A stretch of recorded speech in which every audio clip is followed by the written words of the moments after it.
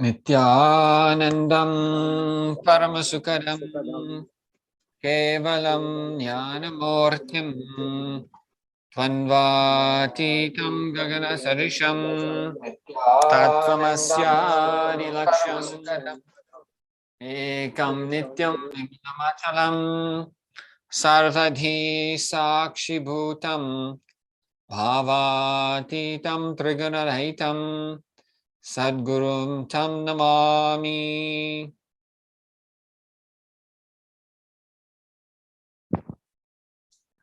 Namaskaram, welcome everyone to Hinduism Now Global Press Live.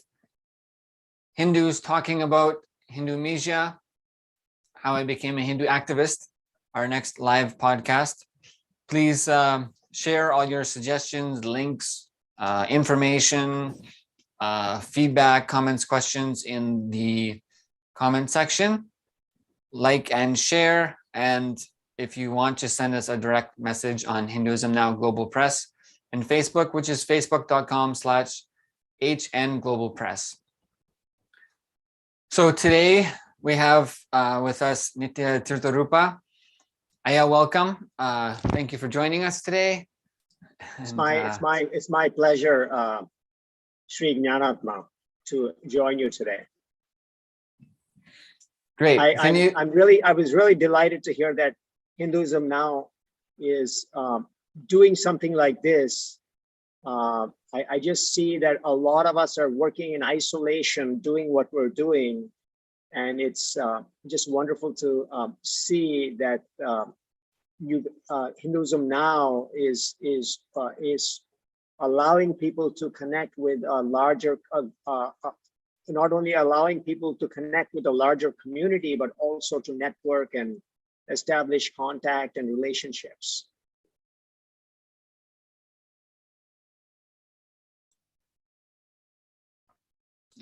So I really, I'm very impressed, very surprised, and it's beautiful to see that you guys are doing that. Okay, awesome. Yeah, it's been a lot of fun. And so, okay, great. Can you please just introduce yourself for us? Sure. So I'm originally I grew up in Mumbai, and I finished high school in Mumbai. I went to Bangalore to study engineering. I finished engineering, and like a lot of Indians, I moved. I actually came to Canada, interestingly enough, for a year. That was kind of unusual because I worked at I belonged to a student group when I was in college, and they had a work exchange program. So I came to Canada. I came to Guelph in Ontario. So I worked at a manufacturing firm in Ontario for a year. And then I moved to the States. I went to do my master's in engineering. So I had a bachelor's in engineering from India. I did a master's. And after I graduated, I worked in the Chicago area for about 8 to 9 years. And in 2001, I moved to California. So I moved out to California again. That was for work, and I was in California from 2000 to 2017. And so I was there for 17 years in the San Francisco Bay Area. And so I think California is a place where I started to reconnect with, sort of I would say the spiritual dimension. Initially, around the year 2003, I connected with Vipassana, which was a Buddhist meditation tradition. And for almost 5 years, I think I was practicing Vipassana meditation. And then I met, I was also, I was exploring a bunch of things. I was also exploring Hinduism. But in 2009, actually in 2007, I had a guru. So one of the things that I want to, so anyway, I accepted someone as my guru. And then 2009, is when I met Swami Nithyananda. And then So 2007, I met Mata Amritanandamayi, and I took Diksha. Well, actually, I had been meeting her for a long time, but I took Diksha from her in 2007. And then 2009, I met, Swami Nithyananda, and then I took initiation from him.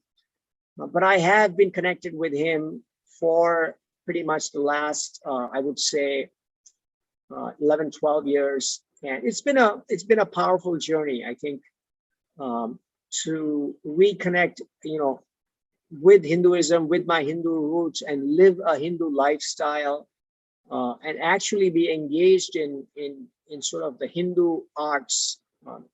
Currently I'm working I am actually the priest here at, there is a temple here that Swami Nithyananda, the Nithyananda Sangha has, or the Kailasa has in Ohio. It's in the Metro Columbus area. It's in a city called Delaware. And I have been a priest here for the last 3 years. So this is a beautiful opportunity that opened up for me once I started connecting much more deeply with the Hindu tradition. And so it's been a combination of serving the temple as well as growing as a priest. So that's a quick summary of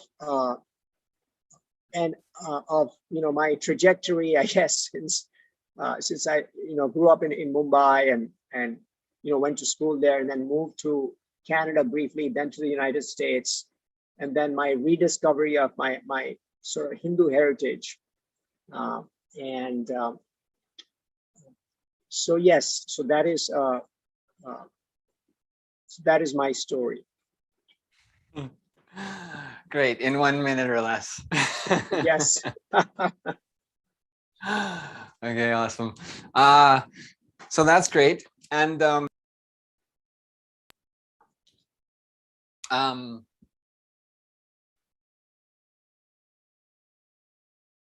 great. So yeah, it's we've been meeting so many different kinds of people, and yeah, personally, it's been extremely enriching, and we've had a lot of people even sitting in and listening, and so the feedback has been very, very great, and giving the experience of listening gives a lot of completion to people, and so helping people recognize their powerfulness and be powerful leaders, and recognize their Hindu kshatriyatva and the ability to be ferocious spiritual leaders. What I like to do, Ayat, that has been really an enlightening process for everyone, has been to just take a look at your evolution, your development as a Hindu, as a person, as a what we call as a Hindu activist, that every Hindu actually has within them a Hindu activist. So whether or not they recognize it, although, as you said, you already have a history of taking the priest responsibilities in your current situation at the Temple Adinam in Ohio, and other experiences. But yeah, what we'd like to do is kind of go back to where it all started for you on this planet, how things had progressed with your experiences of an understanding of Hinduism, etc., and then a component that helps to bring a lot of completion and introspection and powerfulness as a Hindu and a Hindu activist is commenting as much as understanding as we had at that point on aspects of Hindumisia or Hindu hatred also. So can we do that? Can we kind of go back to the beginning for you and just step through it, and however much time we get through for today? Sure, absolutely. So did you want me to recap in a little more detail? Sure. So, yeah, so just start. Sorry, so tell us, where you were born, what that setting was like, your family life was like. Yeah, start from there. Sure. So my parents are from a place in Karnataka. They're in a place called Mangalore. So it's a coastal town on the west coast of India. And so I was born there. And so I lived there for a year. And then I moved to North India. My father was working in a place called Gorakhpur, a city called Gorakhpur, which was in the state of Uttar Pradesh. So my father was working there as an engineer. So within a year after being born, I moved there. So I was there till the age of 3. And then from Gorakhpur, my father moved to Mumbai. So he got a transfer on his job. He moved to Mumbai because he wanted to be closer to his hometown and his family. And so I moved to Mumbai at the age of 3, and I was in Mumbai till I finished high school. So basically, I was in very, my family didn't have any, we were Hindu. We never questioned that. And but I certainly would not call ourselves a very, culturally, we were very, we grew up in a very cultural Indian environment, a very highly Hindu culture, I would say. Not a Hindu spiritual culture, but a Hindu social culture.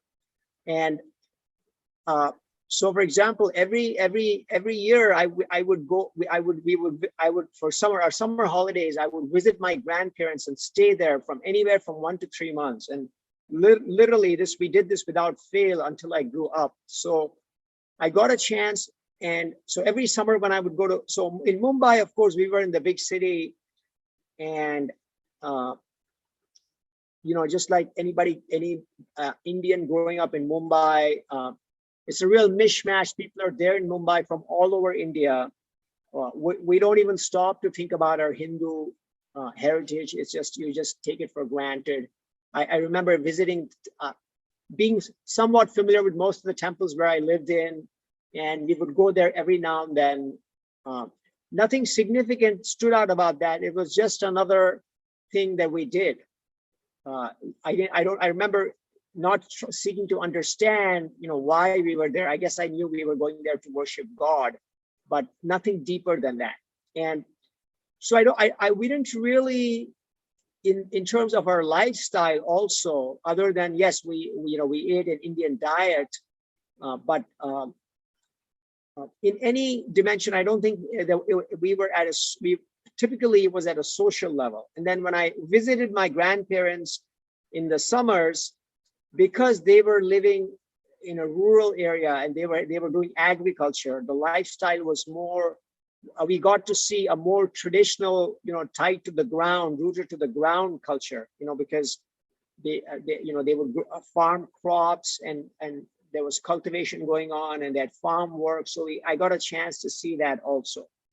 But it was more a novelty more than anything else. We got a chance to be out more, play in the trees and pluck fruits that in the city we didn't have.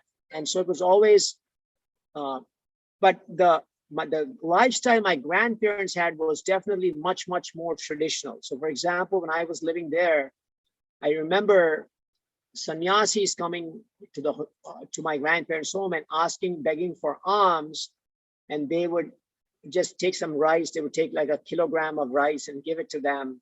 And only later on, I noticed all these things, but later on I realized, these are wandering sadhus and they're on the spiritual path. And the society understood instinctively that, that their role was to support these people. But at that time, the significance of that did not, the understanding of these people on the spiritual path did not arise for me. I just noticed that. So all these things, I was recording all these visuals and these experiences in my inner space. And so I think I really feel like when Swami Nithyananda talks about growing up in his village and the kind of ambiance there, I relate to that. I relate to that because I saw, that dimension, in particular when I went to visit my family member, my grandparents. And so I grew up, and, I finished high school, and then, in India, the big thing is everybody knows the famous joke that only after you become an engineer are you allowed to think about what you're going to do with the rest of your life. So I went and I moved to Bangalore to study engineering. And okay, great. Yeah. Before we go that far, let's come. You had said that you had visited your grandparents. So what was the difference? Where were you in your earlier life? Like, I believe you said at the age of 3 or after the age of 1, you moved to Mumbai. Yes. So where was the difference between where you were living at that point and where your grandparents were living? Okay. So I was living in Mumbai, and my grandparents were living outside the city of Mangalore, which was in Karnataka. They were living in a rural area. So both my mother's parents and my father's parents, they were, they owned land, and they were, they were agriculturists, basically. They were farmers, and they in my and they were relatively, they were relatively well-to-do. I mean, all these things didn't register with me, but they owned, a decent amount of land. And at that time, India was going through a lot of social reform, and so my grandparents had been dispossessed of they were really large landowners, and they lost a lot of land because there was a certain social system where they had land tenants, where people were tilling the land, and every year they would pay a certain amount of grain as sort of for use of the lands, for working on those lands. But at that time, or just prior to my going there, a lot of the land reform had happened, and they had lost a lot of their lands.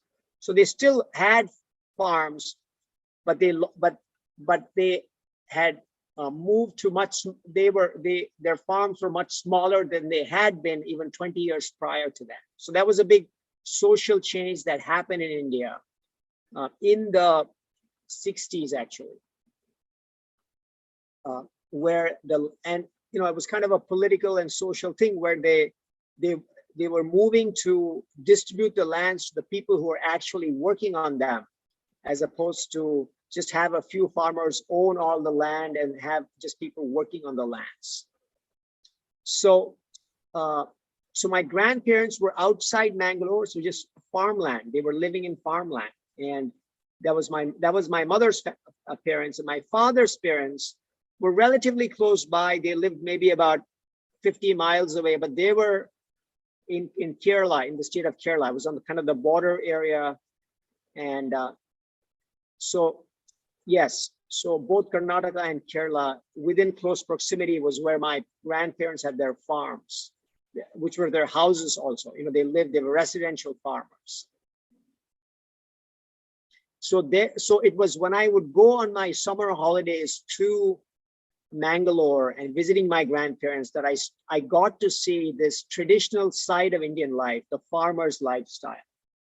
So I'm clarifying, they were relatively well-to-do. So just to clarify the picture, they were not like struggling to get by. They had been, they had been farming for an extended period of time, and but still, their land and their lifestyle, which is really what my parents were. My parents were actually, farmers' children. And because my dad became an engineer, he moved to the city. So they had literally, that was kind of a whole generation that was aspirational, that thought that the way to succeed in life was to kind of get this professional Western education.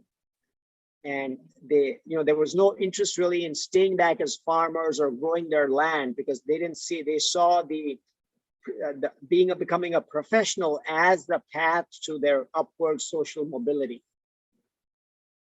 But when I would go home in the summers, I would get that exposure to that lifestyle, the traditional Indian farmer lifestyle.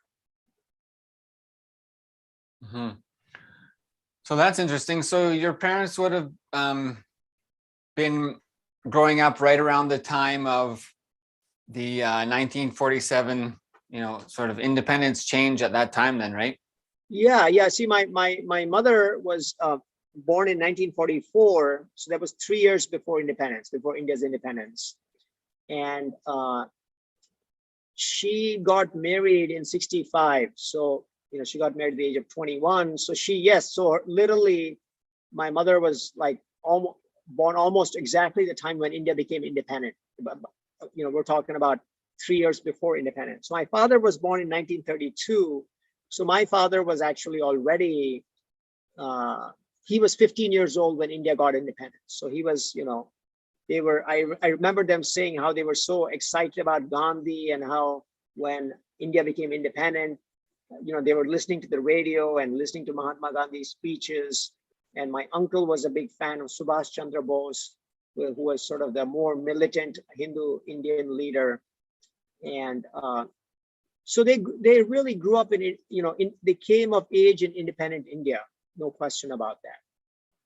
They got married in 1965, and which was when my father was working in, my father, there were fewer Indian states, and my father went to study engineering in Chennai, what is Chennai now, which was called Madras at that time.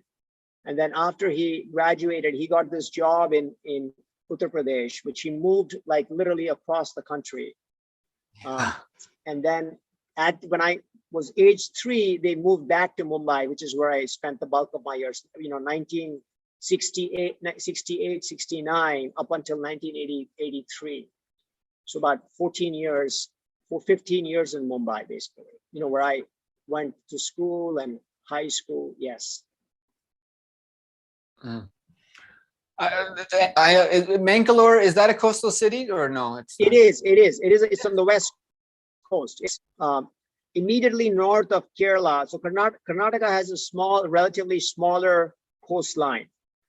Okay. So it's sandwiched between Kerala and Goa. Kerala to the south and Goa to the north, the Karnataka coastline. So Mangalore is the only sort of major city that Karnataka has on the coast. So it's a big port right now. Yes. Okay. Great. So, okay, super. Then tell us about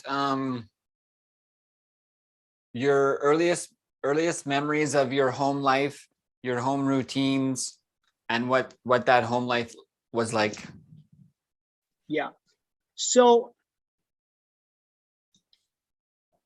I think all my memories really are primarily of Mumbai, from the age of 3.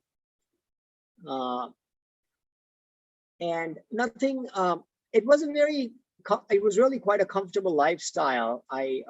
My father was working as an engineer, and all the employees, their housing was provided by the company, and it was a government organization. So we were kind of even though we were in Mumbai, we were not really in the hustle and bustle of the city. It was like a gated community kind of. It was kind of common in those days. The companies would have housing for all their employees, and people would live there, and you would interact with people who you lived with, basically, who were other fellow employees of your parents. And then I went to I went to school. My school was called Our Lady of Perpetual Succor. So the English medium school in my town was a Roman Catholic school. And so this is fairly common in India. A lot of the good schools were run by Catholics.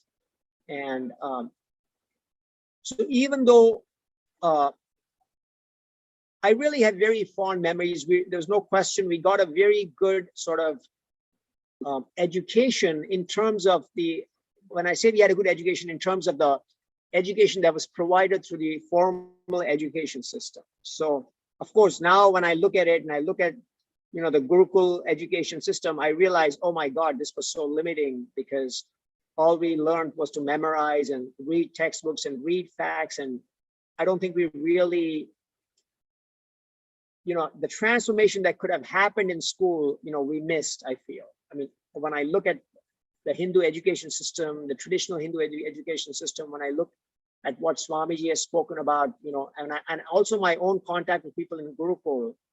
So if you look at my lifestyle ever since the last, I would say since 2017 to now, the last 4 or 5 years, I'm living a very ultra traditional Hindu lifestyle. I'm literally living in a temple, and I'm the priest here. No exposure to that whatsoever. In fact, I have a very distinct memory. I was once traveling I was traveling to my grandparents' place by myself by train. I was young. My guess is I probably was in 6th or 7th grade. And I met a young priest, like a Brahmin. You could tell he was a Brahmin because he, his hair, his head was shaven and he had a tuft of hair on his head and just the way he was dressed. And he told me, when I asked him about himself, he shared that, in his family, he was the only member who was trained traditionally to become a priest. So he went to a Veda Pathshala. And he said that the tradition in their family was that one person in the family would be sent to serve God, or in the spiritual line. So he was the designated one in his family. So he was sent. So his brother or his brothers and sisters went to the traditional schools, but he was from a very young age sent to the tradition. And a lot of these, in my sort of, as I grew up, I noticed all these things and I received these inputs, but I wasn't really able to, other than the fact that I recognized this, it didn't register in me as in a deeper way. So neither, when I heard that, neither was I attracted to that lifestyle, but I was aware that those options existed and that some people were doing that. But I think partly, I learned my mother tongue, needless to say. My native language is Tulu. So even though it's Karnataka has a lot of dialects, and Tulu is one of them, which is spoken in the Mangalore area. So I was fluent in Tulu because my parents spoke Tulu at home. And then naturally I learned English because, I went to an English medium school. So from grade 1 on, I've been learning English. And I learned Hindi because Hindi is spoken fairly commonly, not because it was taught in class, but because it's the local language. And I picked up some Marathi, which is also the regional language there. And I could understand it. But I felt that the fact that there was no doubt in my parents' mind that I needed to go to an English medium school. But in somewhere in that process, I feel something, in looking back, something was lost. I mean, I'm now learning Sanskrit, and I feel like I'm putting a lot of effort just to learn a very little, whereas there were so many opportunities as a child for me to learn Sanskrit. It was offered at school, and so easily that could have been picked up.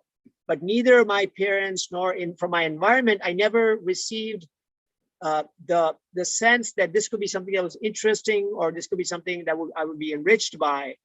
And so really, I'm an example of somebody who grew up in India in that period. I was born in 1966, but really disconnected from the traditional culture of the traditional Hindu culture.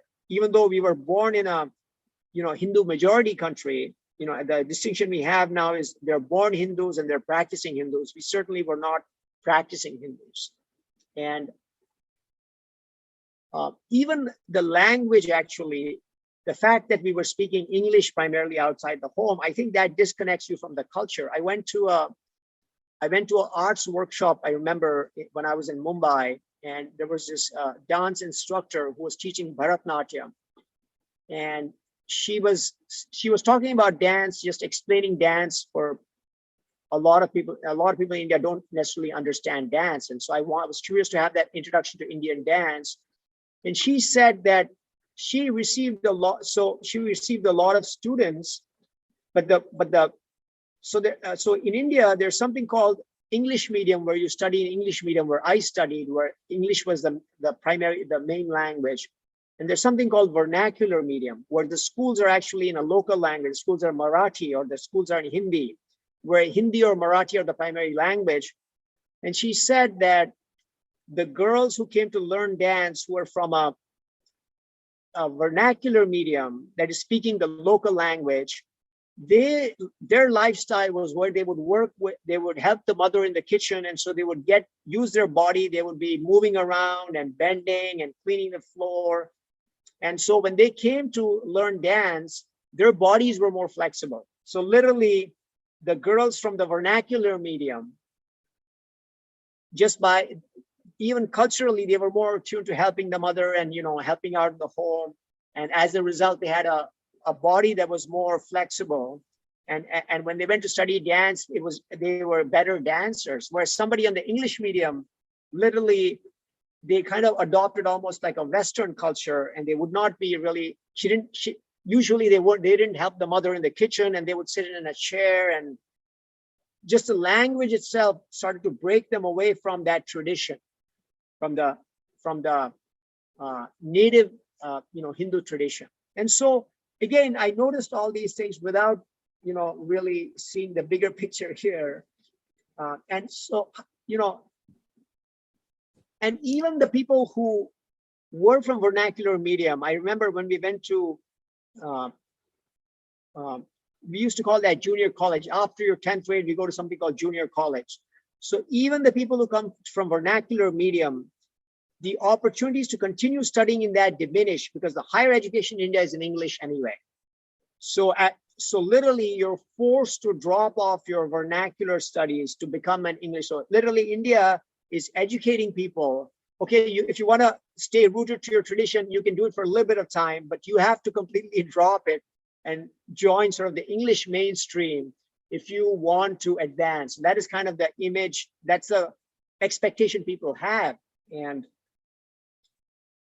so that was sort of my life until I finished high school. So I finished high school, and I hadn't really given much thought to what I wanted to study, but my parents were very clear. Their expectations were, you need to be studying engineering because that's where the future is. And so I kind of reluctantly went along with that, not really thinking too deeply about it. But so I fulfilled my destiny to become an engineer first before thinking about what I want to do with my life. And then I moved to Bangalore, which is where I lived in Bangalore for about 5 years. That's where I went to study engineering. And we're going to go back to Bangalore or to Mumbai. Yeah. Okay, that's great. So there's so much context there. And so much you shared about your experiences of Hindumisia, actually, and not possible to promulgate through society unless you renounce your Hindu, at least vernacular identity, and adopt the colonized English language. So okay, great. So take us back again to Mumbai, and so what was your in your earliest years, what was the home life like? Was like you mentioned that your family was sort of like born Hindus but definitely not practicing Hindus, and that you had gone to, I believe, a Roman Catholic school. So what are your earliest memories of what the home life was like? Did you have siblings? What were your what were your parents' routines like? Was there any Hinduism, any religion? What was happening in the earliest years? So our lifestyle was quite traditional. I mean, my mother was a village girl and my father was a village boy. So in terms of like the food we ate, everything would be cooked at home. We didn't go out. Again, so my father was, he was on a salary, and we didn't really, we were comfortable. From what I could see, but we are so, and of course, there was always people, parents are always about study hard. And when you don't do well, there's pressure that, how come you aren't doing well in school? But our even the people we interacted with, we were very close to. So my father's sister also lived in Mumbai, and literally every few weeks we would go and visit her or some other family members. So this whole family, even the social interaction. Yes, we had friends, and I used to, So if you grew up in Mumbai around that time, we had easy access because we were living in this company facility. We had a lot of playgrounds. So cricket was the big thing. So in the evenings after school's done, we're running out to play cricket. Sometimes when we have in the season, we play field hockey. Sometimes we play soccer. So we really were like kids, outdoors, being outside. And where I lived was also very, very, there was a lot of natural formations. There were hills there. And so even though I was in the city, I really got the chance to be on the outdoors. So I very much enjoyed that. And at home, my mother started studying after she got married. So my mother was spending a lot of time outside the home. She was only a high school graduate when she got married. And so she ended up finishing her bachelor's and she finished her master's. And then she started teaching actually in a junior college. So in my case, so my parents were, my mother was busy with that. She obviously she did engage with us, but she was also spending a lot of time on her school and then on her work. And so I feel like looking back, I really was very, very kind of a docile child. I just, there were some, at a very young age, I had some, you could call it my root pattern became that I need to kind of lay low. I can't play big. That was just the message that I need to conform. I mean, of course, I didn't realize it at that time, but so I never really allowed myself to go deeply into anything, I feel. So I played a very small game, and it was all about, it was less about exploring my own interests and more about going with the flow. And the big natural talent I had was I was a very good chess player. And I ended up becoming the Bombay High School champion when I realized it came very easily to me. I didn't even practice a lot. I just, with my natural talent. After I got to 7th grade, I was competing every year through my school in a tournament. But I never even considered going deeper because I was, at home, my dad was he was laughing at chess because he felt that if I focus on that, I would lose my focus on studying. And whereas by looking right now, I don't see the conflict between developing your talents and studying, so it's kind of but for somehow it was shown up as an either or. And I feel like I myself did not follow my own interests or my own talents for that matter. So that's a little roundup of our, busy outside school, playing with my friends, spending a lot of time, our family, interacting with our relatives, spending time with our relatives. We would go to temples, and there were plenty of temples where we lived. But again, never really understanding the deeper significance, never really understanding the Hindu culture or the value of the Hindu culture. And somehow a lot of the secular ideas were very prevalent. I mean, I remember never necessarily feeling proud or even understanding the significance of the Hindu cultural background. First of all, I don't think we lived any of those traditions other than, as I mentioned again, we certainly lived the social and cultural traditions, the Hindu traditions, right?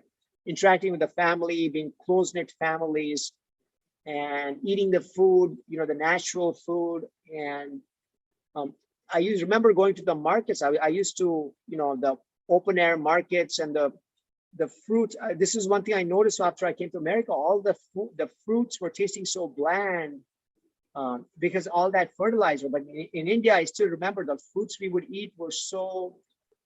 Of course, I didn't realize growing up that it was so wonderful to eat all this food that was probably didn't have a lot of fertilizers. But very, like the bazaars, as they say, when you go to shop for your groceries, like now, of course, people go to supermarket, but still going to traditional markets where the vendors will be outside and selling their produce. And so, yeah. Yeah, great. You told about that you felt like there was something about you that was not allowing yourself to possibly go deeper into some of your own interests or develop them? What is that about? So I really became a very bookish child. I was reading a lot of books, and but it wasn't, I felt, reading for the sake of engaging with the topic and going deeper. It was more out of a habit, like my mind needed that stimulation. So I would just read a lot of things, and I as a result, I think I wasn't like a, I wasn't fully established my body. I mean, that was one of the big things. Much later on, that realization started saying I was still operating out of my head. You see those kids, literally when you see them, they're not physically fully present in their body, but they're in their head. So I was one of those kind of kids. And what was interesting to me was that even my parents nobody really identified that, or nobody even understood why that may not be the healthiest way to bring somebody up.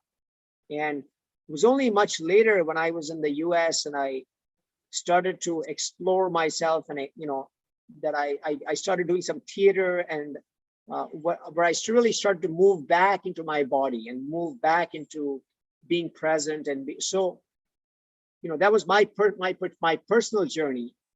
But yes, so that's really what I feel. The environment around you, which in the Indian culture, predominantly your family, I don't think they had the skill to understand that so much more development was possible for a child.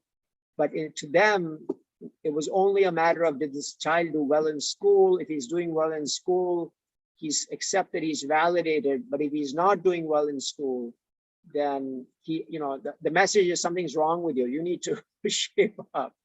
So very, very kind of a unidimensional message. But really, when I look back now, that's because that whole generation of my parents were very survival oriented. To them, life was not about just being present and living out of a space of abundance, of being complete. Instead, the program that was running through their mind is, somehow we need to find a way to survive. Even if the truth was they had plenty. There was never a question of whether they would have enough to eat, or all the basic needs were available. And that programming of survival, which I'm assuming they picked up from their parents, was passed on to us. And so I think a more holistic lifestyle would have been, let the child really develop. Let's accept the child. And if we see there's something imbalanced, let's try and correct that imbalance, or create a space where that imbalance can be addressed. So what I'm saying is, neither the imbalance of somebody being a child just growing up in his head was recognized. And so I absolutely feel that was a lot of lost years. I mean, whatever I studied, I'm not really using it. I mean, that may be true of anybody in any society, which is a constant problem. But I think that if parents grow up in a Hindu tradition, in an authentic Hindu tradition, then the odds of a child being much more getting a holistic development, all-round development of the whole being, of the person itself, is possible. But otherwise, what do we have? We have people who just learn to, were educated under the Macaulay system, learn to memorize facts and excelled at that. And by the time they're 25, the period when the most formative period of their life has completely been lost in this stupid education system that's building a sense of competition and making people feel like failures if they're not up to that academic mark. And so all that growth, the person has to literally catch up when they're an adult, what they should have had as a child. Yeah. So yes, it's interesting. I haven't really even thought about this, but this conversations opening up that it was a lost opportunity, I feel. So what are the earliest memories you have of inside of your home? Like, did you have a puja room? Did you have pictures of deities? Was there any artis performed? Was there any festival celebrated? How was your inside the home, your earliest experience of, was there a Hinduism there? So one of the wonderful things was my mother was brought up, my grandmother was a very traditional woman. She was when my mother and her siblings grew up, my mother was one of 7 children, just typical Indian families where 6, 7 kids, wasn't unusual.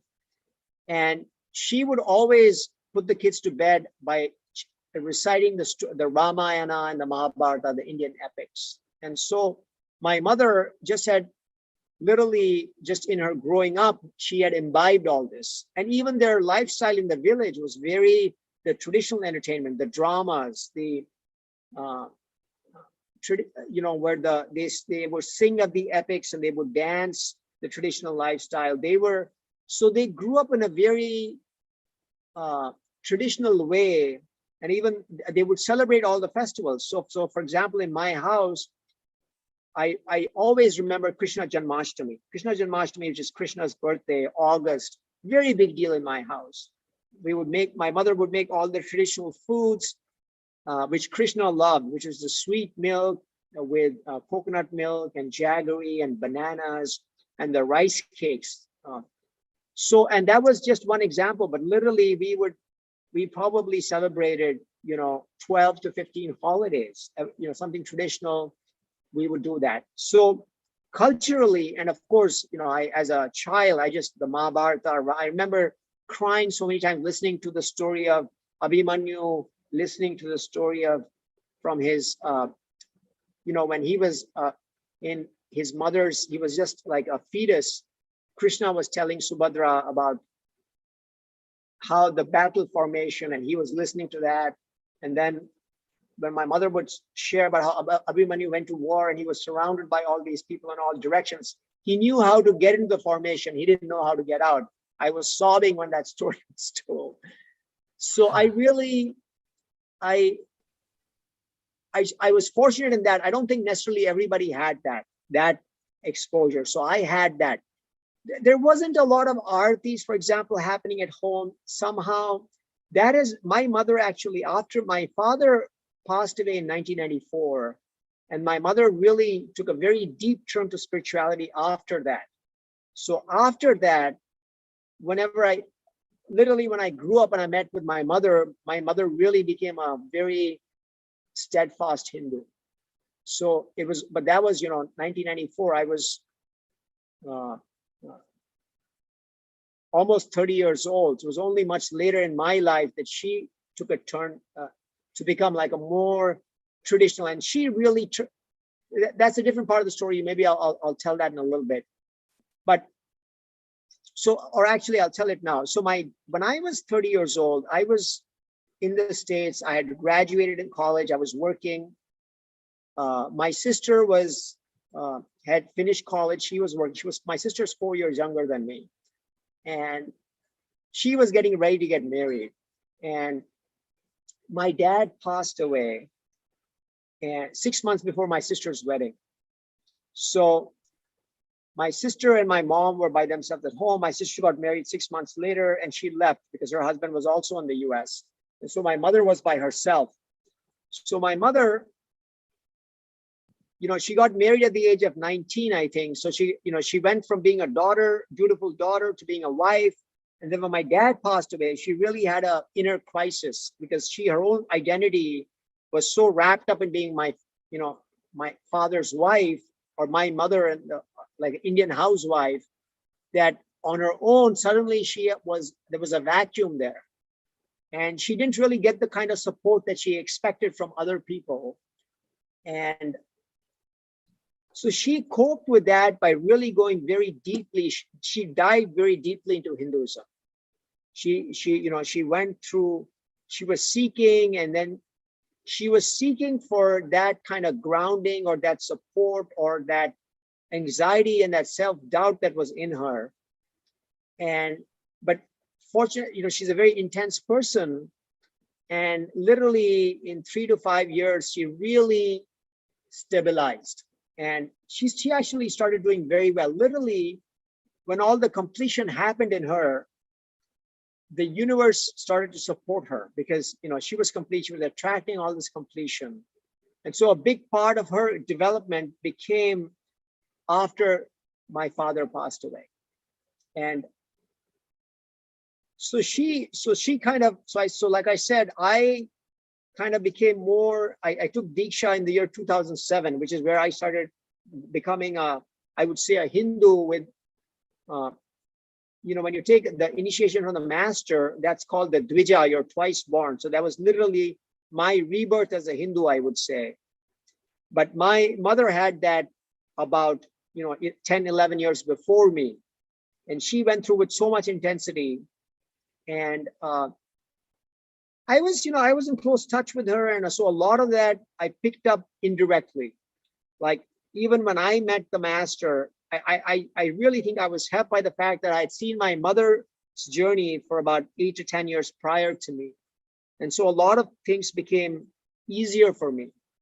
I could understand that transition into becoming a practicing Hindu was eased by the fact that I saw my mother go through those changes.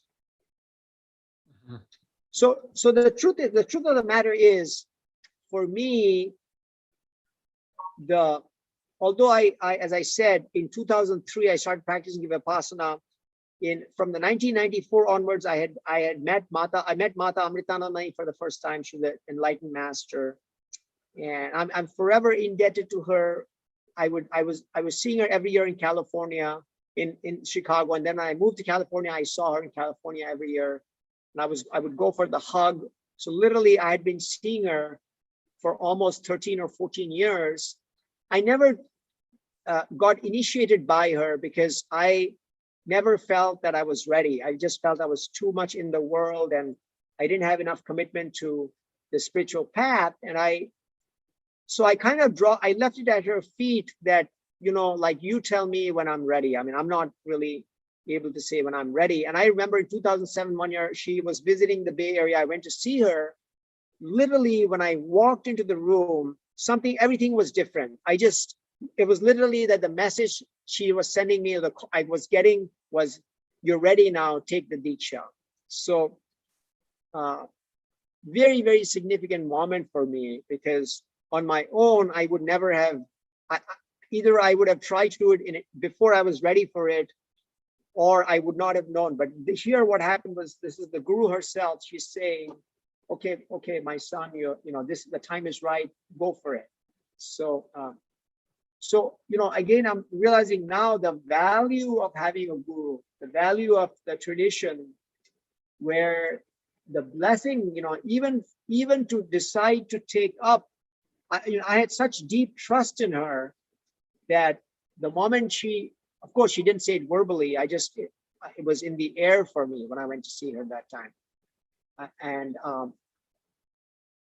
from the power and the importance of the guru is such a blessing, and from day one, and the blessing works on you from day one. It's not that you invest the time and then something happens.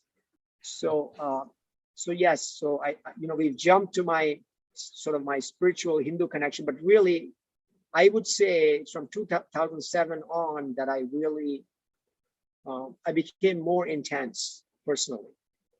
So I skipped a lot of what was happening in my life. Basically, as I said, 2000, I finished high school in 1983. I went to Bangalore for 4 years, graduated in 1988, came to Canada 89 or 88. 89, I moved to the US, 1989. around 1995 is when I met Mata Amritananda myself. And she used to visit Chicago, and I would see her almost every year when she came there. And then I moved to the San Francisco Bay Area in the year 2000. And she used to visit there too, so I resumed visiting her. I also took up Vipassana meditation in the year 2003. So I remember this very distinctly. I was very disbelieving of gurus, meaning I wasn't disbelieving. It was too much of a complicated idea for me to handle, that the guru can bless you, and what does that mean? I was still thinking, oh, everything needs to be very rational. I'm only interested in the technique. I'm only interested in the technique that can help elevate me. And Vipassana they kind of project it like, it is like that. They keep saying over and over, just do the technique will do for it. You don't need anybody's blessings. And so the cosmos gave me the spiritual path that I was ready to accept. And I was only ready to accept like a very, like a technical approach that didn't really have the more subjective dimension to it. Yeah, which was good. Vipassana was very powerful to me. I remember I did a 10-day meditation. And when I came out of the meditation, the 10-day, you're supposed to be in silence. You don't speak to anybody. Literally, my eyesight had improved dramatically. Like everything was so clear to me when I came out. I could look at things so clearly. So what happens is when you do the 10-day retreat, a lot of your samskaras are they're burnt, or you lose your samskaras, you drop your samskaras, they're completed basically. And so to the point where physically, your body starts to change, and my vision improved. Again, that intense acute vision only lasts for about 24 hours, but it showed me the power of that. So I'll just continue there. So I did the Vipassana. I did a few more. How their model was, they start you off with a 10-day sit, and they teach you the style, and then you're supposed to sit in Vipassana meditation twice a day. Okay, you spend an hour in the morning, an hour in the evening. That's the recommendation. And eventually, very few people are able to adhere to that extent, because work gets them busy. But I remember one day clearly, I was going to work, and that morning I meditated. I had a very deep meditation that day, and my job involved making phone calls to people and getting them to, I was pitching some products, some commercialization technologies, etc. That day, somehow I spoke with about 5 CEOs. It was unprecedented. Normally you're lucky if you can even reach somebody and speak to them. But that day I was on some kind of vibration, which from my meditation. And one guy who was like he was the VP, or he said, "How did you reach me? Nobody knows my phone number. Nobody's allowed to come through here." So I saw the power of the space. Somehow that space, that whole day, that space was so powerful that literally all these doors of these decision makers were just being blown off. I just had to pick up the phone and dial a number, and I would reach the decision maker. So that was an interesting, where you could suddenly see, oh, the universe is malleable. When you hear about this cognition, that strategic intent, matter, everything is available. That day I saw that in action, where nothing is solid, everything is fluid, everything is available in the cosmos to you. I saw that manifest for myself in a real way. And that door was unlocked for me through meditation. So basically I was doing Vipassana, and I had my connection with Mata Amritananda. It was kind of do you want to keep going? If you want to, I can. Is that? Yeah, it's up to you how much it's up to you. Yeah. Okay, so let me wind up this point, and so I was seeing Mata Amritanmay, but it was more of a social interaction, really. It wasn't, as I said, I would go there, I would be there in her space, and certainly I was operating with I was having so many interests, I was doing so many things. Really, in hindsight, I wasn't grounded enough, wasn't complete enough to have clarity about what I was looking for. And so I was doing a bunch of things and not really finding a direction. And finally, after doing this for many years, in 2007, this is when I had the breakthrough. I said I went to see her, and I walked in, and literally something was different in the air. I knew I had to take a diksha from her. I took diksha from her, and so they have a certain spiritual practice. There's a yogic meditation they have, and then they chant the Lalita Sahasranama every day. That's the spiritual practice, the daily spiritual practice that they recommend.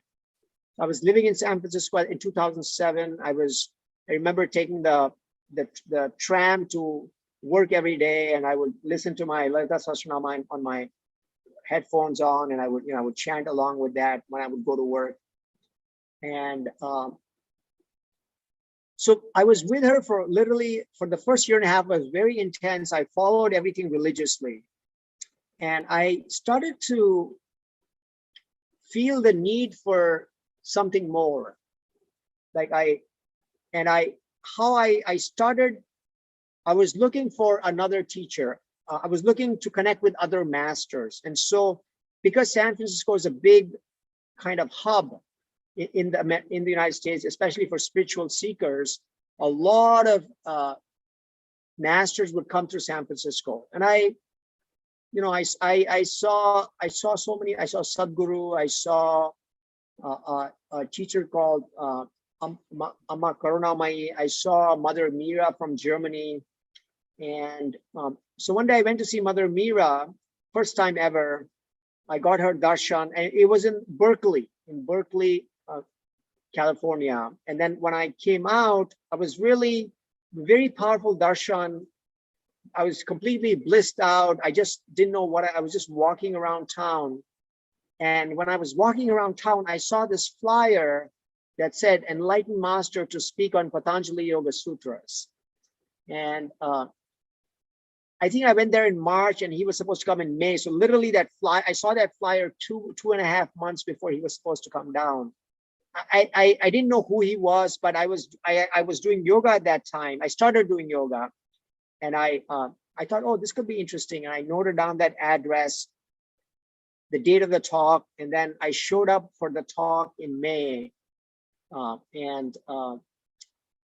That was, of course, Swami Nithyananda, who I'm still connected with, and whose temple I'm now serving as a priest in. That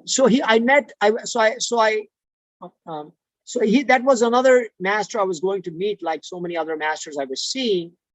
And I ended up going for his talk. It was so busy that the main auditorium, which had a capacity of about 1,000 people, was already full. But fortunately, they had an overflow hall in that same facility in Milpitas. And so even though I was in the same facility, I was watching him on closed circuit TV because the main hall was already full. And I had just come to hear him, but the energy was so powerful, the connection was so powerful, that I decided to come back. And the following day, he was giving a second talk. I made sure I came by early. So I got a seat in the main auditorium where he was there, and I watched him. And then the following day, he did a program called Kalpataru. So I remember coming back the following day. And then after that, he did a 2-day yogam program. So I came back. So I was there. I met him. He was there for 6 days. I met him every single day. And the last day, I received a healer's initiation, which is how he gives initiation to people. And so that was a very pivotal, and more importantly, during these 6 days, on the third or fourth day, they said that, oh, Swamiji is going to teach a 21-day program called Inner Awakening in India. Very powerful. If you want a transformation, come to for that program. And also he's doing a 3-month program. If you want a new lifestyle, then do the 3-month program. That program is Life Bliss Engineering. And I had just lost my job a few weeks before this. So I was, and I was doing some kind of work, but I was very unhappy with that.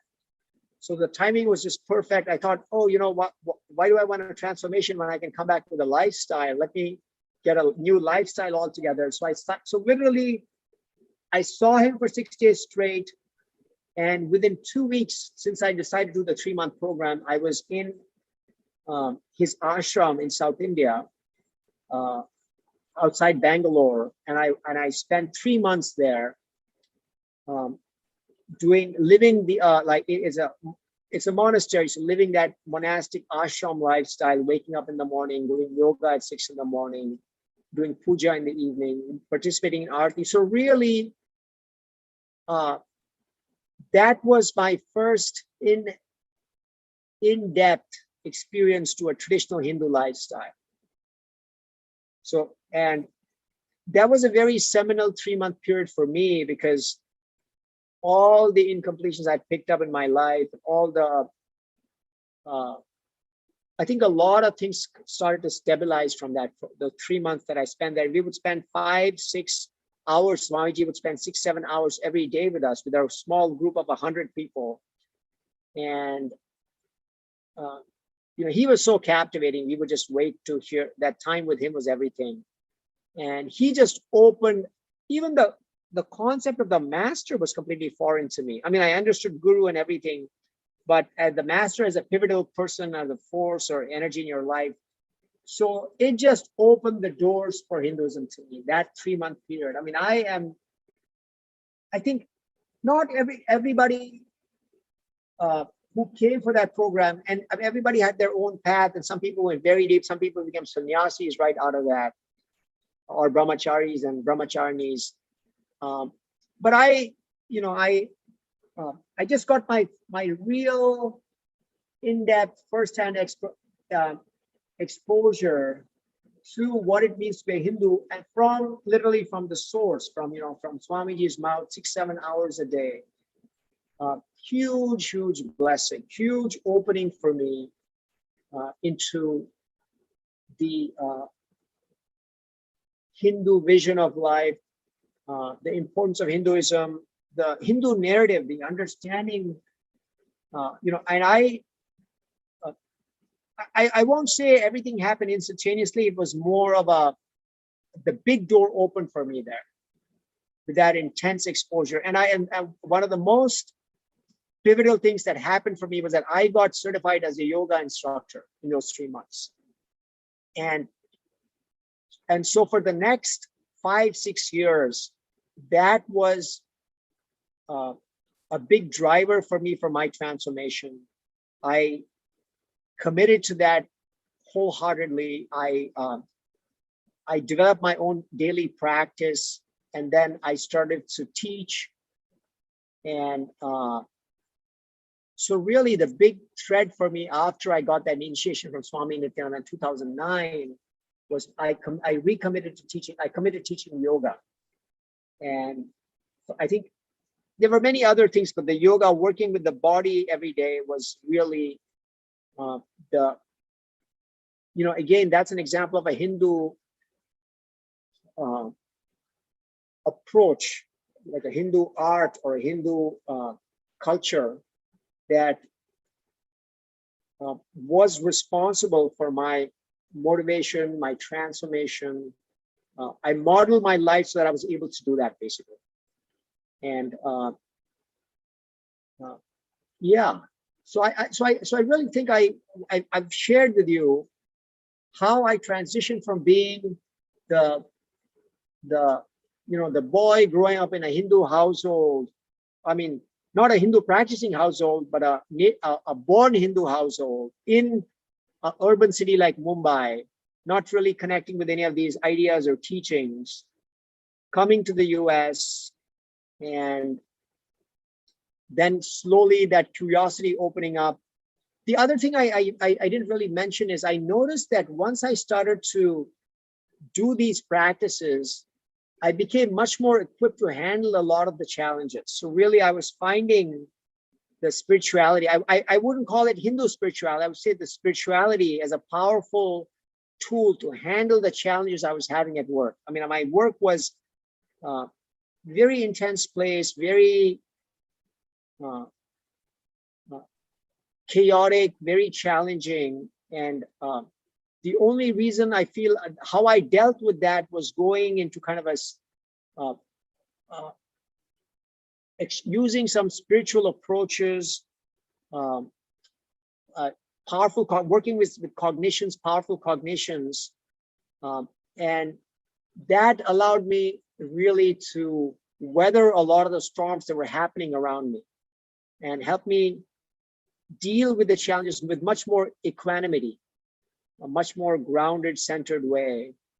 And suddenly I found that this lifestyle it's helping me be powerful in life. You know, what I could not, the challenges life was throwing at me, the only way I could stay grounded was by holding on to these approaches and this lifestyle, which is the meditation, the powerful cognitions, the connection with the master, and of course, all that kind of started to climax once I met Swami Nithyananda, and then I connected with him, and I got the Dikshas. You know, initially 2007 Mata Amritanmayi, and then and then with Swami Nithyananda in 2009, and then from 2009 I was, one of the things that happened after I returned in 2009 was Swamiji started offering daily satsangs over the internet. So that was a new thing that happened. And so that even after I came back to the US,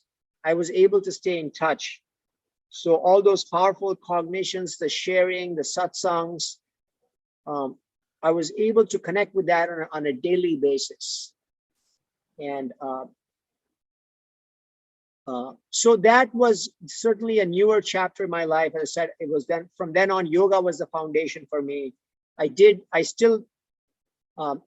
Nithyananda had a temple in Milpitas in the San Francisco Bay Area. So I used to visit there occasionally, not regularly, for the major festivals. And so I started to connect to this ecosystem, you know, and I started teaching yoga there in 2014 in the temple.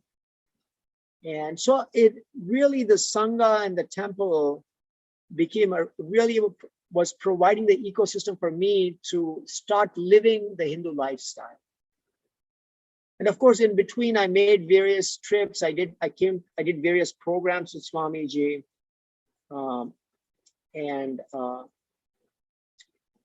As I said, there's no question, Swamiji opened so many doors for me. I mean, you know, the door to learning yoga and becoming a yoga instructor opened through Swamiji. And then, of course, more recently, in 2017, I came to the Swamiji's ashram again to do a 3-month program. That ended up with me becoming a Adinavasi, a permanent resident there. So I ended up spending a year and a half, 2017 to 2018. And then when I came back to the US, I ended up connecting with the Ohio temple. They were looking for somebody to live in their temple. They were looking for a priest. And actually, it wasn't really a priest. Initially, they really wanted somebody to be physically present in the premises. That was really what they wanted. And they wanted that person to also do the morning ritual. So it really was more like a caretaker, I think. I was a caretaker there, a live-in caretaker for the temple. But that expanded over time. And now I'm a priest here. So now I do the morning rituals here. First of all, I'm the only person living here. This is one of the most beautiful temples of Swamiji. I say this very, without any pride or anything. It's out in the country. It's in a rural area. There's a river that flows to the property, and it's what's called the Triveni Sangam. So there are 3 water bodies that meet there, and Swamiji has blessed this spot to be what's called Paschim Prayag. So this is the Prayag of the east, of the west. So it's become a place, suddenly somehow people know that when people die, Hindus die, they need to do the final rites here. And so it's a very significant spot for Hindus in the Midwest. Because traditionally, if a Hindu dies, then people would like to take the ashes and immerse them in the Ganga or some spiritual water body. But now they don't need to store it in their house and sometime in the future take it to the Ganga. They can just come to Ohio, Prayag, and immerse their ashes there. So in any case, and also the pandemic happened. And so when the pandemic happened, for a period of time, I was the only person, because of the people were in quarantine. I was the only person in the temple. So I would do all the rituals, the morning, the evening. It's been a very, so as I said, the first 5, 6, 7 years, I was Swamiji opened up the dimension of yoga for me. And now in this temple, the dimension of becoming a priest has opened up for me. So, in Swamiji's Sangha, really the devotees run the temple. So that has really been a huge blessing for all of us devotees here. It's given us an opportunity to connect firsthand with the deities, understand the Hindu tradition and learn the Hindu tradition of temple worship, and also enrich the community and keep the temple available for the community for all the benefits that a Hindu temple brings to the community. So there have been some beautiful milestones here. About 6 months back, we had a Prana Pratishtha ceremony, which was done in a very traditional way. We had 5 Shivacharyas come here for 3 days and do all the Prana Pratishtha rituals. We had new deities of Venkateshwara, of Meenakshi Devi, as well as Swamiji himself. The Prana Pratishtha was done. So in the 3 years I've been here, I've seen some very significant temple celebrations and ceremonies happen. And this is a huge blessing, being able to live this life in the temple and experience that and see also how to take that message out. In a way, it's a little bit of a surprise that, there are probably about 100,000 Hindus in the greater Metro Columbus area. Or let me say 100,000 Indians and probably about 75,000 Hindus. But the amount of people who worship is much, much smaller, significantly smaller. It's kind of a North American thing. Even people who go to temples who primarily do it as a social activity. But of course, if you come to a Nithyananda temple, you may come for social activity, but the spiritual enriching will happen for those who are looking for it. So I've been very blessed the past 4 years, literally from, I would say, the end of 2018 to now. We're talking about January 2022, 3 full years, the opportunity to live in the temple, and by participating in all the temple rituals and the temple celebrations and organizing them and being a volunteer here. And being part of the community that runs this temple, and being able to serve the people who come here and sharing with them what I've learned. And at the same time, myself growing in the art and science of temple worship. For the past few months, I've been learning Sanskritam. So new interest, wholly new area that's opened up. All this has been possible once you start to dive into the Hindu tradition. So many more doors open up for us. Even the opportunity to be a Hindu activist. Even now, it's kind of the term is only now starting to open up for me. The Hindu activist, as we were just talking before the show, isn't necessarily just the person who does the posting in social media. He's also the person who, it may be the person who's the instructor, who's sharing that knowledge and making it available to people. It could be the person who's enriching people out there, has that knowledge, enough knowledge, or has a platform, or belongs to an ecosystem. Even today, it just clicked for me how the temple's not the accurate, but really it is a spiritual ecosystem that's been created here.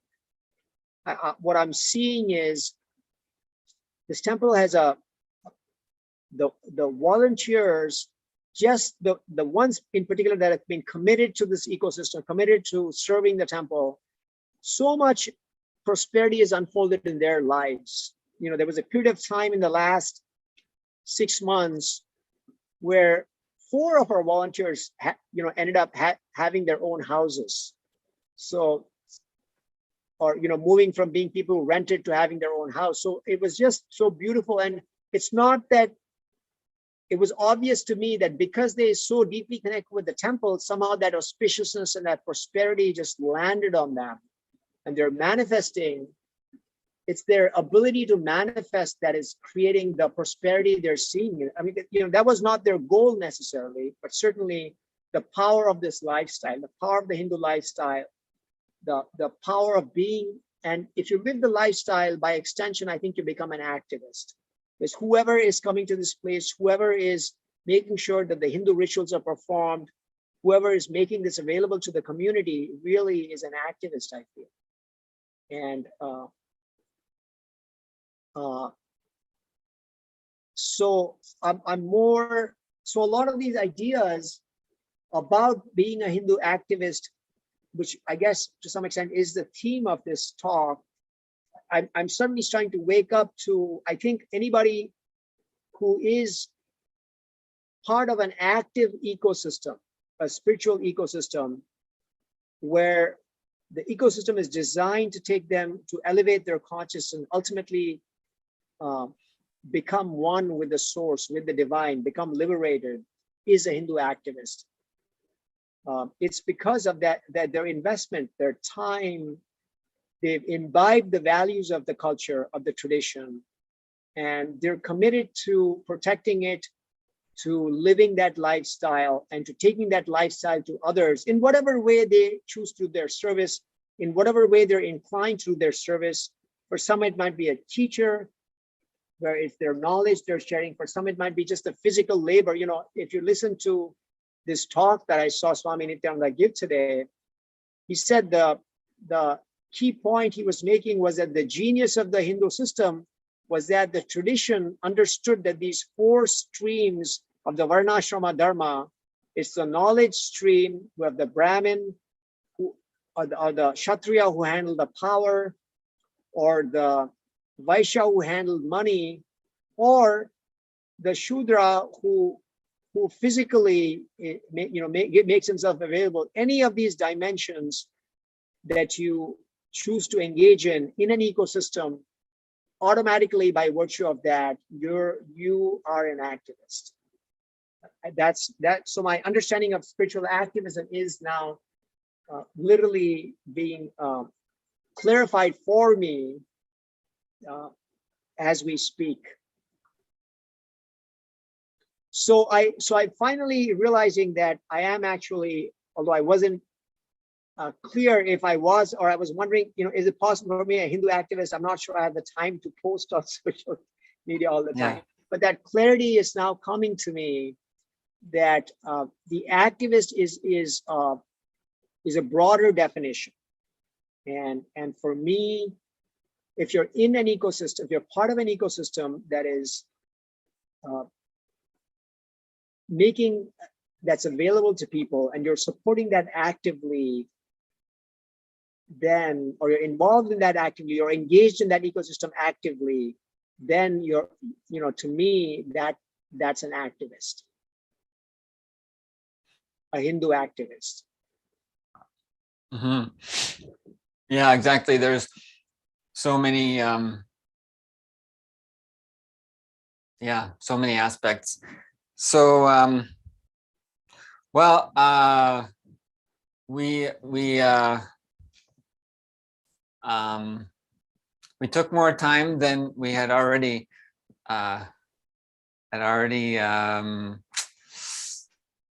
commandeered from you for today. So, but it's been a great introduction for sure. There's obviously so much more from there. Hopefully we can continue to share. But yeah, thank you so much. Thank you. I think uh, I was kind of incomplete, and somehow I think by the way we developed this conversation, it it it reached a logical conclusion at this point. So I'm very happy. I think I'm so much more satisfied now that I have some clarity just out of this exercise, and I can understand this Hindu, and I can even support other people now, I feel, who may not be aware that they are actually Hindu activists. And I think it's an opportunity. I'm enriched myself by this clarity, and I think a lot of others will also be enriched. And somehow we are, and I'm also, the other thing is, as I said, I was the Sanskrit class that I'm taking, I'm also recognizing the people making that available as Hindu activists. So the Hindu activism, and I'm able to recognize people to me who are Hindu activists, and I can interact with them from that space and that cognition, and I can connect with them and build a relationship from that cognition. So that is the biggest part, I think, that traditionally the Hindu ecosystems have been missing, is making those links and building those relationships. And it's so beautiful to see that we're now able to recognize situations where we can build these links and support ourselves, and get further validate and help people validate what they're doing, and see that they're not alone, and we're on a journey that a lot of people who have a lot to contribute, and also start to create those relationships that allows people to create over a wider spectrum and a more meaningful way. Really, I think that's what I'm taking away from our talk today. So delighted to participate today. I'm so happy that Hinduism now is starting to really go deeper. It's always been nice to see the Hinduism now posts on social media, but I think this effort to have these long form podcasts where people can articulate, and I think really come, even as I'm experiencing now, have that as a process is going to help people in being more effective in what they're doing. So I'm very grateful for that, and it's always a pleasure to reconnect with you. I've always enjoyed that. I'm grateful to you also for keeping me in the loop and not giving up. So it's been an absolute pleasure talking with you, Shri Jnanatma. Great, thank you. That's like the because even recently there was a Supreme Court decision, I believe just about a month ago, with regard to the Sri Shailam temple outside of Hyderabad. And so this decision was basically saying that because the temple lands are extensive, and so there are shops on the temple land that sell puja items or flowers, oil, etc., and even foods. And so anyway, so what had happened is the Supreme Court of India had overturned a high court decision that had said that when shop tenders were put up for auction for shopkeepers to own and operate a shop on the temple lands, that the temple cannot make it exclusive to only Hindus. And so what that basically means is that the temple doesn't have the right to make sure that temple operations are run by devotees exclusively. So what it means basically is that the point is, like, a temple ecosystem centered in the deity, that the deity is living there, and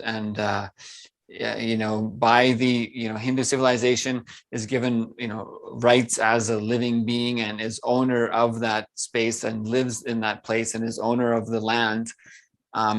and the donations are owners is owned by the deity. Even the kings and etc., the priests and whatnot are servants of the deity over generations. And so anyway, so that's what we see, that actually what is needed in that ecosystem is that that ecosystem is there because the divine blessings of time immemorial, eternal time is manifested and by that deity's presence. And so that ecosystem has to be run as per that deity. That is the Vedagamic pact that one makes when one performs the Kumbhabhishekam and Prana Pratishtha, to request the deity to live in that place, to manifest their consciousness through the stone deity or the wooden deity or the deity itself as Arjavatara. So there's a pact that happens between the devotees who are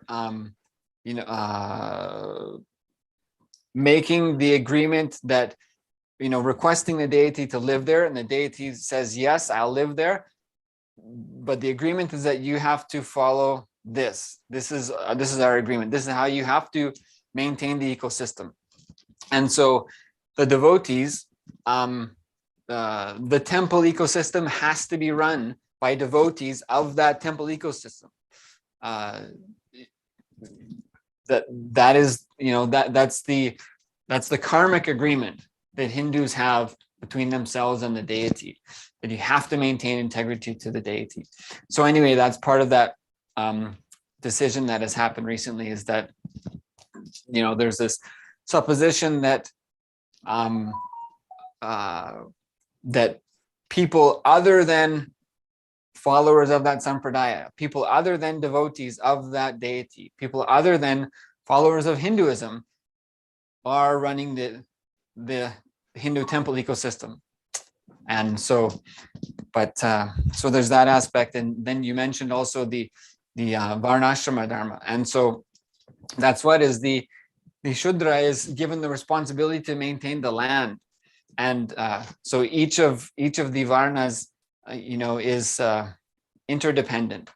And so even the people in the temple who are preparing the prasadam, absolutely necessary, right, for the temple ecosystem. So that is the thing, is when we can provide the listening to each person each Hindu who is there, and provide the listening space for them to express their understandings of themselves and their ecosystem. What comes out is they get to see more of their ways that they contribute, ways that they connect, and so that's whether every small contribution to the Hindu ecosystem is every contribution to the Hindu ecosystem that sustains it is necessary, no matter how small it is. If it's a necessary part, whatever is necessary to sustain the Hindu ecosystem is necessary, no matter how small it is, right? Cleaning and operations, and those are necessary parts of living as a Hindu activist. So that's the thing, just as you're saying, is it's all that's needed is Hindus just need to turn our attention to the ecosystem. You don't have to have a PhD, or you don't have to know anything. You just have to turn your attention to the ecosystem. You just have to be involved in the ecosystem. There's no preparation. It's just your attention has to be put to the ecosystem. So actually, the one other point I want to add is I really have been, even like 2-3 years back, the videos you were producing that would accompany the daily satsang or prior to the daily satsang, really enjoyed that. It was so valuable because there's a vacuum in information whenever the reason why atrocities against Hindus all over the world happen, because the perpetrators are so confident, nobody's going to know. The Hindus are so meek, they're never going to make sure other Hindus know about this, and the other Hindus, even if they know about this, they're not used to knowing. So I finally saw a voice here that's proudly that willing to call a spade a spade. You know, we're so unused in Hinduism. If someone's beating us, to even say someone's beating us, you know, it's like, we have to think, oh, can I tell somebody that somebody is beating me because I'm a Hindu? It's like that's how low the self-image has been. And so I always saw Hinduism now as a very, very powerful, even the very act of simply sharing something that happened was a statement of power to me. And not power at one level, but more just for even to be aware, and even to that sense of outrage. Literally, like the Hindu who's being beaten has to have somebody else remind him that if you're being, I mean, I know this is a sadness, but this is the truth. But somebody else has to point out and tell him, this is not acceptable. It's an outrageous situation. This is not, you know, literally that kind of awareness has been needed. And so that's the one point that I missed. The big graduation I've had in the identity as a Hindu, number one, is that I'm able to declare these things. Even, you know, I used to be the secular Hindu who would wonder, like, how can you speak about Hinduism? How can you say you're a Hindu? How can you openly, even to say who you are is something that happened to me as part of this transformation. And seeing the value and the importance of that. And I think what I see is there's a next generation of activists who may or may not have the grounding and the education. So that's why I think the education is so important. It's great you're an activist, but if it's based on, you're simultaneously complementing that with your understanding of the deeper significance of where this is taking you, what you're building for the platform you're building for everybody, that's making everybody much, much, much more integrated, I think. And so I see so many beautiful things happening. But I do want to mention that I really enjoyed seeing those sharings from you at Hinduism Now. A very important part for us to realize that it is our duty, you know, the idea of, there's no question, we've been criminally negligent Hindus. And it's incumbent upon us that when we see people taking advantage of our sort of ahimsa paramo dharma attitude to life is not intended to be one that allows people to exploit you. It's intended to sustain life, but also to recognize that it's not a license to people to abuse you. Yeah. The difference between powerfulness and violence. Right, absolutely. Living powerfully is the core message, and it needs to be, you know, you've internalized a message when you're living that in your, you know, you're manifesting that in your life. Yeah, that's been one of the most beautiful liberations, is because that is what we often feel is like, oh, if I stand up, if I say something, if I speak for something or against something, somehow someone may take offense in some way, and that somehow that's violence, you know, or not acceptable. So, you know, but it's that sort of a thing. It's like if someone comes into your home and starts killing your family,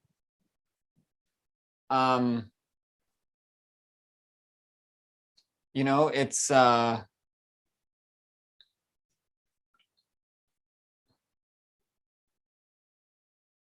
you know, you have absolutely. to, It's recognizing what an appropriate behavior is, what an appropriate boundary is, and recognizing it's incumbent upon us. So you look at so many other social groups who have been traditionally marginalized, this is something that I'm realizing, have traditionally marginalized, have broken out of that box. Okay, you look at the Jews and how they have, you know, found expression in their nation, and how aware they are when that tradition is under attack, and how people know you can't don't expect not to receive pushback if you're trying to abuse kind of anything that's Jewish, just blindly because it's Jewish. But also within North America, you know, the civil rights movement, people who are, depending on their origin, if you're an African American, communities like the LGBT, the lesbian, gay, bisexual communities, they have made that journey from being marginalized and facing a lot of discrimination to finding their voice and ensuring that they have an even playing field. So I think this is the journey for us as Hindus. Our, yes, being grounded and being able to handle your professional challenges with the Hindu lifestyle is one level, but I don't think you, but what I'm seeing right now is the full maturation of that is when we can ensure that Hindus have a level playing field. That's all we're asking for. We have so much to contribute, but without that contribution is either not being acknowledged, or it's actually, it may be recognized, it may be, people may be aware of it, but there are a lot, anti-Hindu forces are making sure that that message is obscured or somehow trying to propagate some other narrative.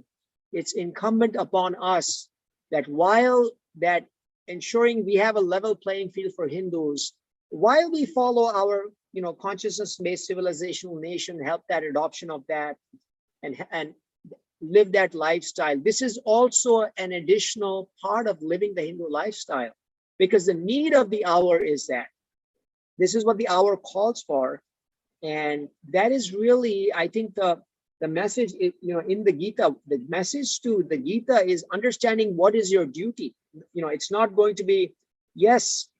And this is another really powerful thing that I think Swami Nithyananda has been sharing. Your duty doesn't stop at making sure you have a job and you get married, your kids are educated and well placed. That is one level of life. But if you look in nature, the animals have to be extremely alert and aware to survive. Okay. Like our temple grounds here, we attract like a lot of deer here. Not always, sometimes. Okay.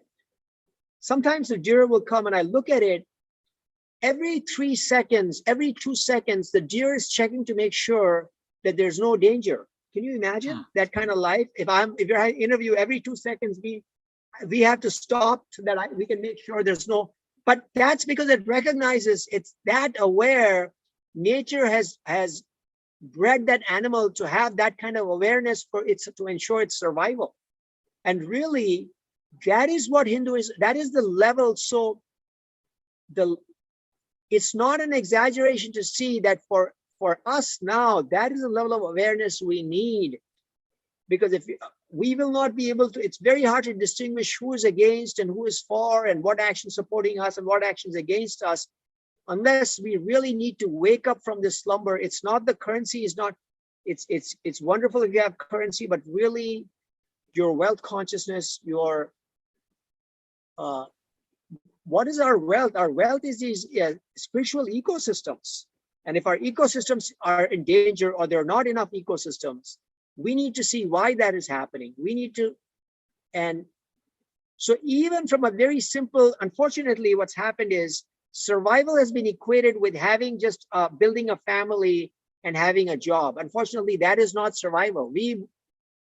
Just because you were able to find food to feed yourself, that is not, we want to thrive in the Hindu vision. The Hindu vision is the path to moksha, the path to have these ecosystems that will support us on this journey. And we need to be able to first have people need to understand that, and we need to find ourselves and become part of these ecosystems.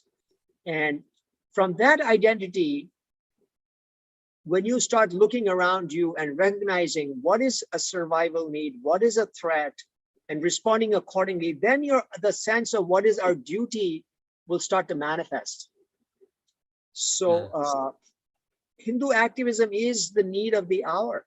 It's not a luxury that some people have. It's what the hour is calling for.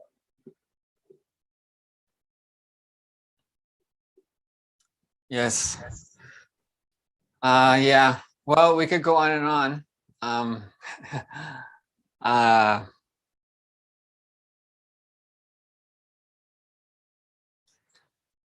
Yeah, there's one of the parts is that, like, because Hindus don't discriminate based on what God you worship, Hindus accept any and all gods. We don't have a problem with that. Our contribution is empowering you to make further conscious progress on your path. So this is one of the unique possibilities for, called Sanatanis or Hindus, that there's no limit to what you can do and what you can contribute and who you can contribute to and what you can contribute to. The government leaders, they need enrichment. They need completion. They need connection with their source. They need conscious upliftment. They need emotional healing. The sports leaders, the celebrities, they need that. They need more completion. They need connection to their source. They need connection to their life source. They need clarity of how that works. Teachers, indigenous leaders, youth leaders, Hindu leaders, Tamil leaders, community leaders, every being out there, housewives, kids, that's every person out there needs more strength and clarity about what is their purpose, how are they manifesting their life, what is the trajectory, what are the values that they give them experience of fulfillment. Everyone needs more of that. Everybody needs more of that. Christians, Muslims, Buddhists, Jews, every person needs that. So that Hindu has the power because we're not limited by what God you worship. And we don't have a necessity for you to convert to Hinduism. Anyone, anywhere, anytime, that my purpose is to make you a more powerful being. So this is the beautiful, unlimited possibility for Sanatana Hindu Dharma, for Hindus, that there's no limit in living as a Hindu is not a limit. It's not making a decision to drop anything or to not be able to engage in supporting or giving more life positivity to the planet. There's not a limitation in being a sannyasi or being a Hindu or engaging in spirituality. We actually had earlier today, we had a short, I'll just share this. We had a discussion with Rohit Segal ji. He's Jyotisha practitioner for 30 years. So he was saying so many beautiful concepts. And one thing he was sharing is the ancient rishis knew more about the planetary systems and the distance between planets and their movements and the prediction of when the eclipses will happen than modern humans do now, and even up until a couple hundred years ago. So and he said they found that not as modern science goes out and observes observable physical things, and from those observations makes a conclusion. He said they sit and through self-realization, through oneness of that experience, that microcosm of you to the macrocosm, by sitting and through self-realization, basically realizing that yourself is basically everything, that knowledge got revealed to them. So that's the thing, is like, that is not a limitation. It's the only way you can be liberated. If you're dependent on outer world things, that's where you're going to experience limitation. So this is where Hindus have to see, hey, living the Sanatana Hindu Dharma is the ultimate liberation. And it's never a rejection of anything. It's the possibility to, it's the unlimited possibility to expand. So yeah, that's one of the beautiful things is, living as a Hindu, it means there's no limitation. So that is sort of when we, we open up and share more, then we Yeah, that's the expansion. You know, when we go to someone, because the society doesn't have the capacity to listen, so no one is really listening. You know, so there's so much agitation, right? That when I say something, something is coming back at me. So I have to be careful what I say and how I say, and I have to be prepared to defend myself. So that's all. If we can just give a little bit more listening, people can use simple techniques. This is a technique I used to use when I was working on listening. I just said, okay, you know what I'm going to do? Every time before I talk, I'm going to count to 3 first. And that's literally what I did. Someone would ask me a question and I'd want to say it, but I'd close my eyes and I'd just go 1, 2, 3, and then I would talk. And it works. It helps deepen your listening, and it gives more listening to them, and your conversations have more depth. So anyway, if someone comes to you and speaks to you and you don't say anything and they go away, they got expansion. They expanded. That's a healing. So everyone can do that. So, but thank you for sharing that tip. Yeah, I think it's always a good reminder to remind ourselves that, you know, every now and then I forget that listening is really which is a solution really that is needed. So, okay. So thank you, Ayaz, so much for sharing so much. Definitely need to have you back as soon as possible, because there's so much more that we want to share. So, but thank you for joining us for first time anyway. It's been great. Thank you so much. It's been a pleasure to reconnect and to participate in our discussion today. Great. Okay, excellent. So let us complete. Oh, there's a couple things we want to share. Is on February 19th, there's once in 3 years, 21-day transformational experience happening online. Everyone can participate. So you go to paramashivoham.org and you can find out about that. Okay. And so with this, we will complete this session chanting Purna Mantra. Very good. Let's do that. So everyone out there, you can do this anytime you want to. You can even chant just Om. We'll just share the technique for you all. So you close your eyes, bring your awareness to your breathing. Breathe as slowly and deeply as you can.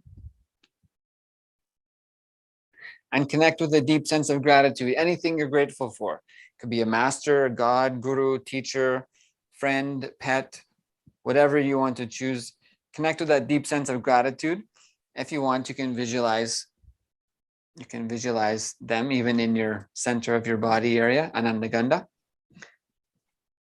And with a deep sense of gratitude, we inhale deeply and chant loudly.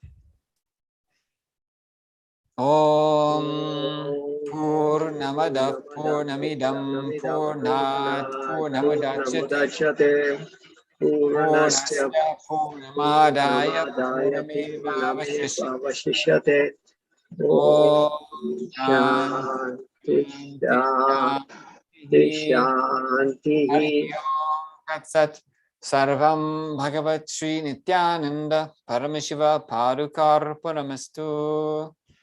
Om Nithyanandam.